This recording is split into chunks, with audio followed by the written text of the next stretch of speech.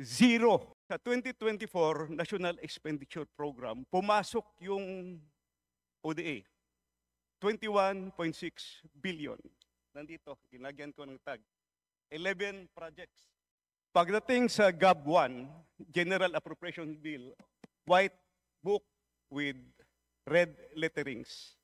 Pumasok din, fitful copy, 11 projects, 21.6 billion.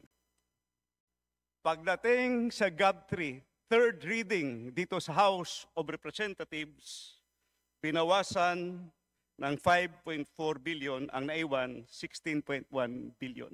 So sa House of Representatives pa lang, binawasan na yung ODA. Pagdating sa GAA, this is now the product of both the Senate, the House of Representatives, at saka sa BICAM.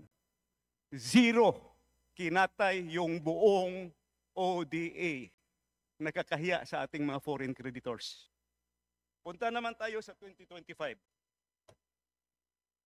Ito yung ginawa.